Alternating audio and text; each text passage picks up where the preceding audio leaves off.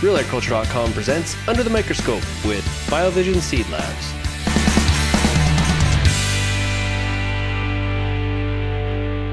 Well, every year is a different year from a seed quality perspective.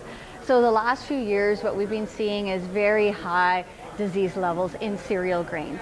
And so I have some better news this year in the fact that we have seen less disease. So let's step back a little bit to what happened in the field this year.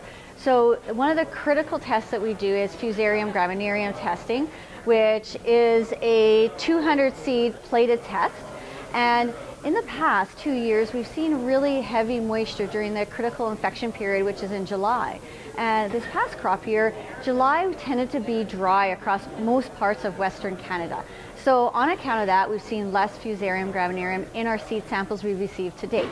Now, that's across the entire 3 provinces, but keep in mind there are a few pockets in Saskatchewan that did have moisture during that critical infection period. And in those cases, we've been seeing germinations low on account of primary infection, as well as very high Fusarium levels in that 20% level. So as a blanket statement, disease is about half of what we see last year, with the exception of a few pockets. Now, the other disease we test for in pulses is Ascochyta. And there has been pockets in Alberta the last few years where Ascochyta has been quite high, 10% and higher. This year we've seen less Ascochyta. If we're finding it, it is only 1 to 2% infection range. So that is another good news story on the disease front. So germination testing is our most common test that we test at BioVision Seed Labs. Wide range of crops we do it, right from vegetables to Western Canadian crops, all the way to native grass species. So what we'll talk about today is the primary crops in Western Canada. So from a cereal perspective, we've seen a wide range of germination results. So the biggest impactor on germination this year has been the fall conditions. Now, we had 2 to 3 weeks where it was rainy and then dry for a few days and rainy again.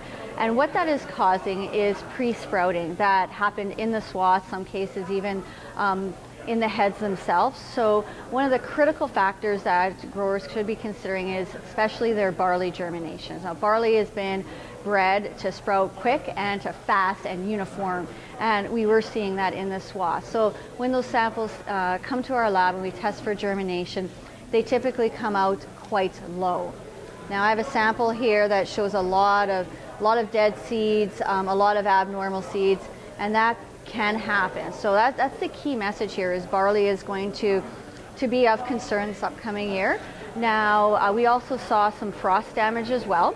And if you think back to the growing period, there was a lot of variability in crop staging. You know, it was dry, the majority of the crop started, we got moisture late July, early August, and it started to regrow again. So there's lots of multi-stages in the crop. So on account of that, we saw a lot of frost damage of those immature kernels. And how frost shows up in a germination test is that if it's a severe frost, you will have dead kernels. They will not grow. If it's a light frost, they will actually sprout, but they will be malformed because the embryo is damaged. So the leaf tissue itself will be twisted. So the coleoptile will look fine, but the first true leaf will be twisted and quite often shredded in half. So that is, frost damage is also a concern that we saw this year. In regards to pulses, germination on peas have been average to below average, and that's on account of abnormal seedlings. So the crop itself, when it was harvested, we're seeing it was harvested quite dry. So what's happened is during the moving process through the augers, the trucks, potentially a cleaning facility, there has been mechanical damage.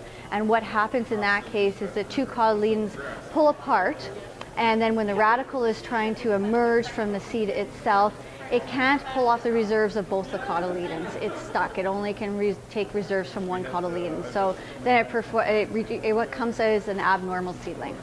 So overall germinations, we got some really good stuff that was harvested early and is a very good solid germination. Then the crop that was harvested later has some weathering, has some frost damage, and has some pre-sprouting. So be very careful and make sure you do test your seed early now in the fall so that you know, is this product going to be viable for this upcoming seeding.